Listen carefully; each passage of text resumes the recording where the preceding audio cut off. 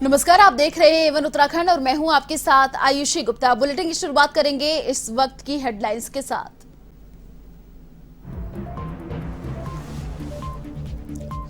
उत्तराखंड में लाखों कर्मचारियों के लिए राहत भरी खबर। वित्त विभाग ने 31% बढ़ाई महंगाई भत्ते की दर। सीएम धामी ने लगाई फाइल पर मुहर।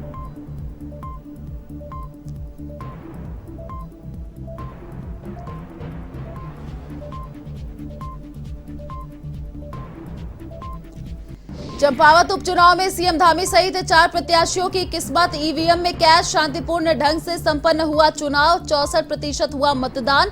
3 जून को होगी मतगणना।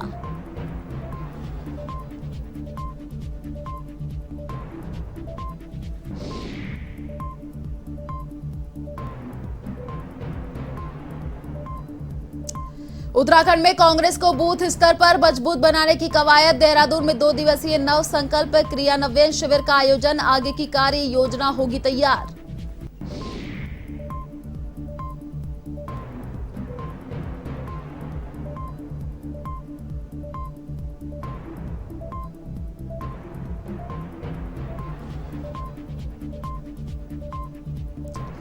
जोशीमठ में पर्यटकों के लिए खोली गई फूलों की घाटी। दुर्लभ वनस्पतियों से समृद्ध है विश्व धरोहर।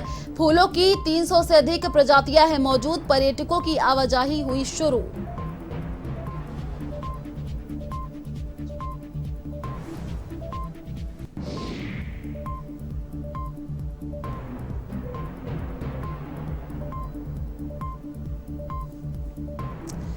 उत्तराखंड पुलिस विभाग का अलर्ट।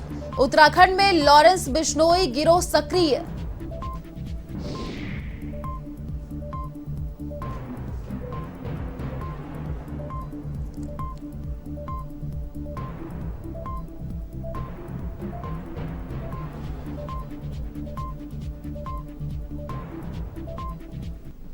और अब खबरें विस्तार से। चंपावत में शांतिपूर्ण ढंग से चुनाव संपन्न हो गया है। उपचुनाव को लेकर मतदाताओं में खासा उत्साह देखा गया। आंकड़ों के मुताबिक 64% मतदान हुआ है। मुख्यमंत्री धामी सहित 4 प्रत्याशियों में भी मतदान को लेकर उत्साहित रहे। वहीं महिला मतदाता पारंपरिक परिधानों में वोट डालने पहुंची। साथ ही युवाओं और बुजुर्गों में भी भरपूर उत्साह दिखा। 76 मतदान केंद्रों में वेबकास्टिंग की गई। 4 बूथों में ईवीएम वीवीपैट खराब होने से 1 घंटे तक वोटिंग बाधित रही और खराब मौसम के चलते भी कुछ देर मतदान की रफ्तार थमी रही।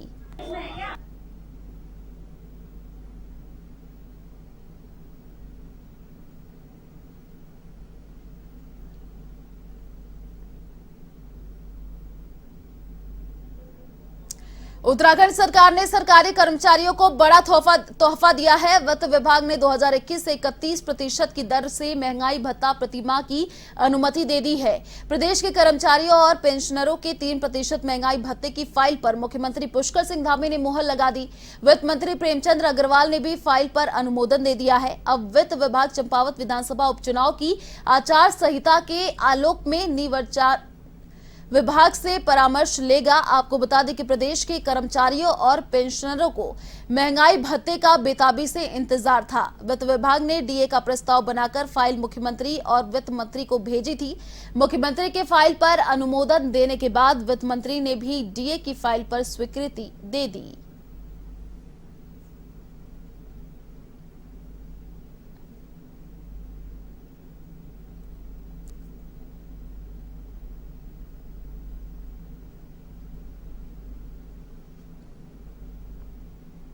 उत्तराखंड में बजट सत्र की तारीख और स्थान में बदलाव करने के मुद्दे को लेकर मुख्य विपक्षी दल अब प्रदेश सरकार को घेरता नजर आ रहा है। आपको बता दें कि गैंडसैन में होने वाले बजट सत्र अब 14 से 20 जून तक देहरादून में होने जा रहे हैं। पहले ये बजट सत्र 7 जून से गैंडसैन में शुरू होना था, लेकिन चारधाम यात्रा, राज्यसभा चुनाव की वोटिंग और 10 जिलों में चल रही पुलिस भर्ती को देखते हुए ये बदलाव किए गए हैं। इस बीच धामी सरकार का ये महत्वपूर्ण बजट सत्र अब देहरादून में होना तय हुआ है। वित्त एवं शहरी विकास मंत्री प्रेमचंद अग्रवाल ने कहा कि सभी बातों को देखते हुए ये निर्णय लिया गया है कि विधानसभा का बजट सत्र देहरादून में ही किया जाए। जबकि प्रदेश के पूर्व मुख्यमंत्री हरीश रावत ने प्रदेश सरकार पर तंज कसते हुए कहा है कि गैंडसैन में बजट सत्र न होना उत्तराखंड की जनता के साथ धोखा और विधानसभा की अवमानना है।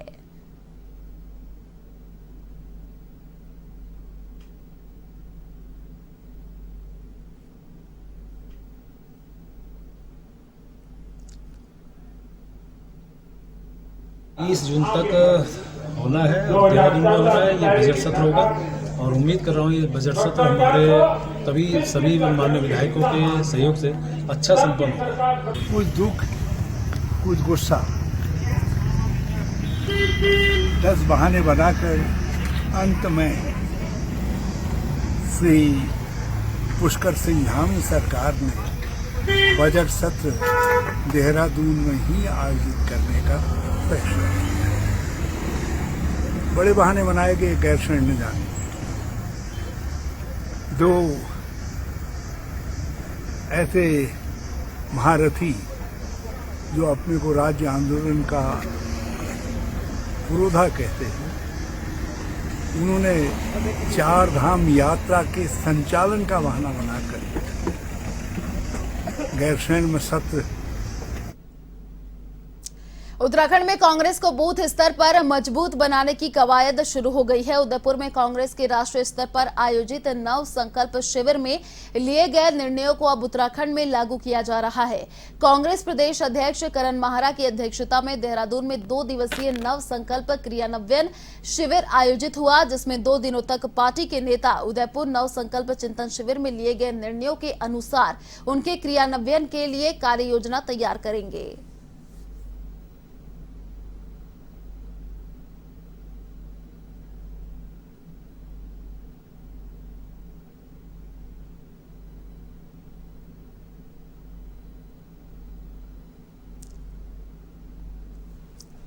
है जो 8 सालों में लगातार मोदी जी और उनकी टीम ने झूठ बेचा है। महंगाई कम करेंगे कहा था, तो आप देख लीजिए आज किस बेतासा महंगाई बढ़ी है। उन्होंने कहा था 2 करोड़ लोगों को रोजगार देंगे, आज नौजवान नवयुवतियां सब बेरोजगार पड़ी हैं। हर घर में कोई ना कोई पोस्ट ग्रेजुएट या बड़ी डिग्री लिया हुआ व्यक्ति जो है बेरोजगार बैठा हुआ है। बहुत सारी परेशानियां लोग झेल रहे हैं, लेकिन रोज एक नया सपना, कभी मंदिर का सपना, कभी कुछ और सपना, कभी कोई ऐसी चीज़ है जिसके लिए बीजेपी ने 15-20 साल लोगों को मेंटली तैयार किया, उसको आगे रखकर सपना दिखाना। और लोग जो हैं आवाम परेशान है, और लेकिन उस चीज़ से बाहर निकालने का काम इस चिंतन शिविर के द्वारा हम अपने सिपाही।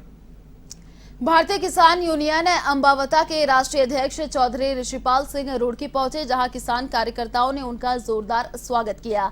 वहीं ऋषिपाल अंबावता ने केंद्र और राज्य सरकार पर निशाना साधते हुए कहा कि देश के किसानों का उत्पीड़न लगातार जारी है। केंद्र एवं राज्यों की सरकारों द्वारा लगातार किसान हितों की अनदेखी की जा रही है, जिसके चलते देश भर में अनेकों किसान आत्महत्या करने को मजबूर हो रहे हैं।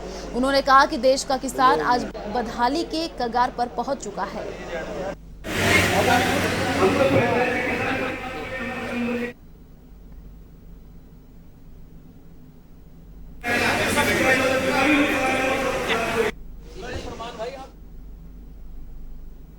यहाँ प्रोग्राम है, तैयारी करें। 10, 11, 12 को जो हमारा शिविर लगता है, उसके लिए 3 दिन से मैं आया हुआ हूँ। गांव-गांव में जा रहे हैं, लोगों के बीच में जा रहे हैं, तो इनको जिम्मेवारी दी है।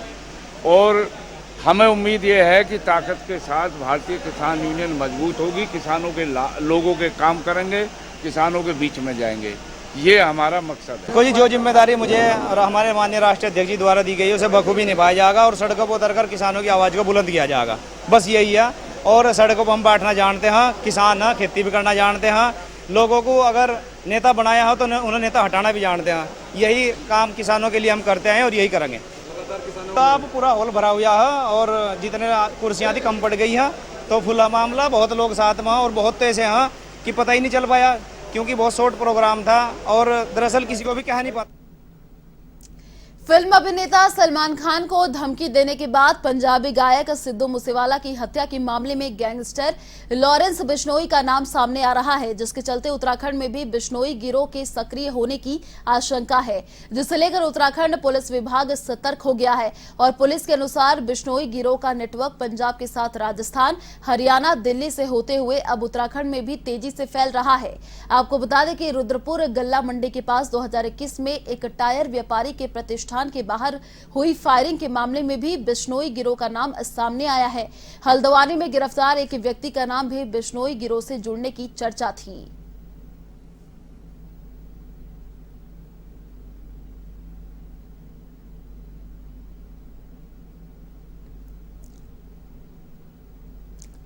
खबर पौड़ी के लैंसडॉन से है, जहां ओवर रेट शराब बिक्री को लेकर एक पर्यटक ने वीडियो बनाकर सोशल मीडिया पर शेयर कर दिया और आबकारी अधिकारी को सूचित किया, जिसके बाद सूचना पर पहुंची टीम के कहने पर दुकानदार ज्यादा लिए रुपए वापस कर देता है। लेकिन मामले में दुकानदार के खिलाफ कोई ठोस कार्रवाई नहीं होने पर लोगों ने आबकारी पर दुकानदार से मिले होने का आरोप लगाया है। और 1080 रुपए लिया उन्होंने। 1011। आपने कितने रुपए लिए? 1080 दिए थे, सुबह दिए थे, वो भैया थे गोरे से। तो भैया उसे एडजस्ट कर लो ना फिर आप। ब्लेंडर ये डिस्काउंट की जो ओवर रेट की शिकायत है मेरे पास अभी 11:46 बजे एक वीडियो आया है, उसके माध्यम से मेरे को जानकारी मिली है और इस पे जो भी नियमानुसार कार्रवाई होगी वो इस पे जरूर करेंगे। मैं जांच करूंगा और ये जांच का विषय है। लालकुआ प्रांतीय उद्योग व्यापार मंडल के चुनाव में अध्यक्ष पद पर दीवान सिंह बिष्ट ने अपने निकटतम प्रत्याशी अनूप भाटिया को भारी मतों से पराजित किया। वहीं महामंत्री पद पर जहां 5 प्रत्याशी अपना भाग्य आजमा रहे थे, वहीं 3 के बीच जबरदस्त फाइट रही, लेकिन दिनेश लोहड़ी ने विनोद शर्मा को नजदीकी मुकाबले में पराजित किया।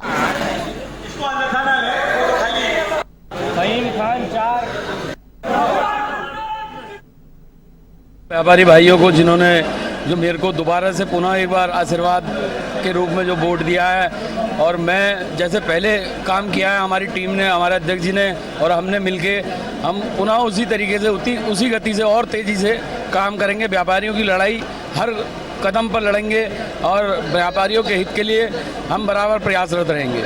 चुनाव लेट हुआ था हमारा, बीच में 2 साल कोरोना काल के लेट हुआ चुनाव, इसके लिए हम व्यापारी हित की लड़ाई लड़ते आए हैं। इस बार फिर से लड़ेंगे, प्रयास करेंगे व्यापारियों को पूरी सुरक्षा मुहैया कराएं और व्यापारी हित में कार्य करें। अच्छा है, जो अभी प्रेजेंट टाइम में जो पुरानी टीम थी उसने अपने तरफ से काम किया और जो अध्यक्ष जी और हमारे जो महामंत्री हैं दोबारा पुनः चुन के आए हैं। सभी व्यापारी भाइयों का हाथ जोड़कर धन्यवाद करती हूँ कि उन्होंने मुझे इतने इस योग्य समझा और महिला उपाध्यक्ष पद के लिए मुझे जिताकर यहाँ तक पहुँचाया है। प्रांतीय उद्योग व्यापार मंडल की 380 इकाइयाँ पूरे प्रदेश में काम कर रही है। लालकुआ का कार्यकाल खत्म हो गया था, यहाँ प्रदेश अध्यक्ष जी के निर्देशानुसार, जिलाध्यक्ष के निर्देशानुसार जो चुनाव हुआ और व्यापार में बहुत जोश था। 1336 मतदाताओं ने अपने मत का प्रयोग करना था। उत्तराखंड के जोशीमठ में विश्व धरोहर फूलों की घाटी पर्यटकों के लिए फिर खोली गई है। फूलों की घाटी यूनेस्को की विश्व धरोहर लिस्ट में शामिल है। ऐसे में यहाँ घूमने के लिए पर्यटकों की आवाजाही शुरू हो गई। आपको बता दें कि पर्यटन विभाग और पार्क प्रशासन 1 महीने से घाटी को खोलने की तैयारियों में जुटा हुआ था। फूलों की घाटी नंदा देवी बायोस्फीयर रिजर्व में आती है। यह जगह रंगीन और आकर्षक फूलों से लदी हुई है। यहाँ फूलों की 300 से अधिक प्रजातियां मौजूद है।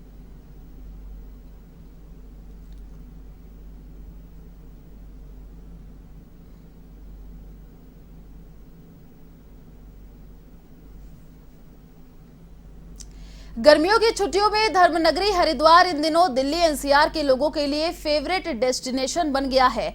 दिल्ली एनसीआर से आने वाले लोग वीकेंड पर गंगा स्नान के साथ ही मंदिरों में दर्शन कर जंगल सफारी का आनंद ले रहे हैं। वहीं धर्मनगरी में लगातार यात्री भार बढ़ा रहा है। इधर दुकानों पर खरीदारों की भीड़ से व्यापारियों के चेहरे खिले हैं।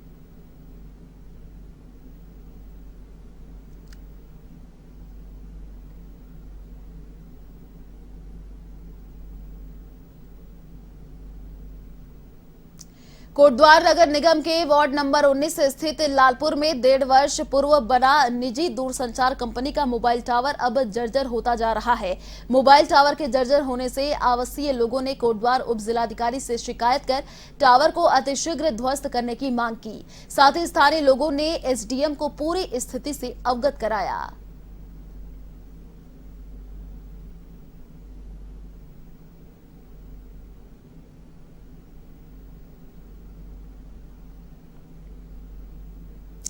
बाजपुर में भारतीय किसान यूनियन से जुड़े किसानों ने राकेश टिकैत पर हुए हमले के विरोध में प्रधानमंत्री के नाम कोतवाली में ज्ञापन दिया और प्रदेश अध्यक्ष कर्म सिंह पड्डा के नेतृत्व में आरोपियों के खिलाफ सख्त कार्रवाई की मांग की है। आपको बता दें कि कर्नाटक में राकेश टिकैत पर कुछ लोगों ने हमला कर दिया था, जिसके चलते किसानों में रोष व्याप्त है।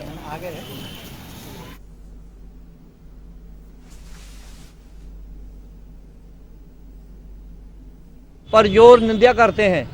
सारी तहसीलों में आज हम ज्ञापन दे रहे हैं, थानों में दे रहे हैं, हम डीएम साहब के पास जा रहे हैं, वहाँ भी उनको ज्ञापन देंगे। ये जो घटना हुई है ये सरकार की मिलीभगत से हुई है। उनका जो कद है बहुत बढ़ रहा है डकैत साहब का, और सरकार जो बखला रही है वो ऐसे कर्म करा रही है जिससे उनको पहले ये हुआ कि डकैत साहब को यूनियन से निकाल दिया, ये चर्चा बहुत हुई है। कौन निकालने वाला? खुद वो मुख्तियार हैं, उनको कौन निकालने वाला यूनियन से?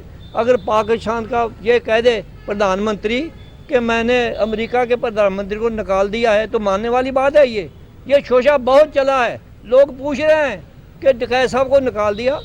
पूरी दुनिया में छाए हुए हैं डकैत साहब, और 73 मुल्कों में डकैत साहब के हमारी यूनियन है, और पूरे हिंदुस्तान में हमारी यूनियन चल रही है। कौन डकैत को निकालने वाला है? कोई नहीं अभी तक पैदा हुआ, और मुकाबले में है भी कोई नहीं। आप लोगों की शिकायत पत्र ये है कि इनका जो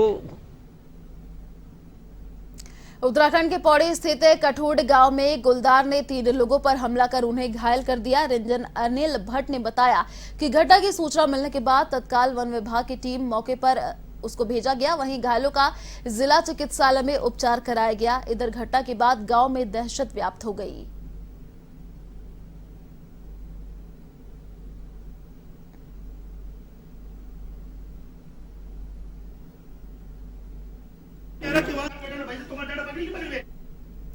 उत्तराखंड के सितारगंज और शक्ति फार्म में बाबा विश्वनाथ की जगदीशिला डोली रथ यात्रा का जोरदार स्वागत किया गया। श्री दुर्गा ज्योतिर्पीठ, मौनी बाबा मंदिर और बाबा तारकनाथ मंदिर में डोली दर्शन के लिए लोगों की भीड़ उमड़ी पड़ी।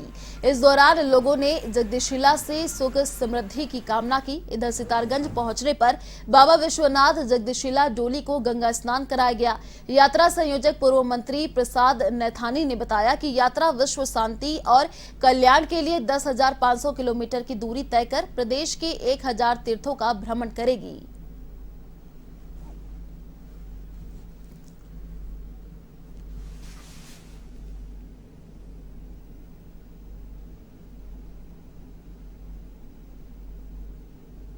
चलती है गंगा दशहरा से 30 दिन पूर्व। इस डोली का जो उद्देश्य है कि सबसे पहले विश्व में शांति कायम हो, दूसरा उद्देश्य है कि देव संस्कृति हमारी जिंदा रहे। चलिए फिलहाल इस बुलेटिन में इतना ही। देश और दुनिया की तमाम बड़ी खबरों को देखने के लिए आप देखते रहिए A1 TV। नमस्कार।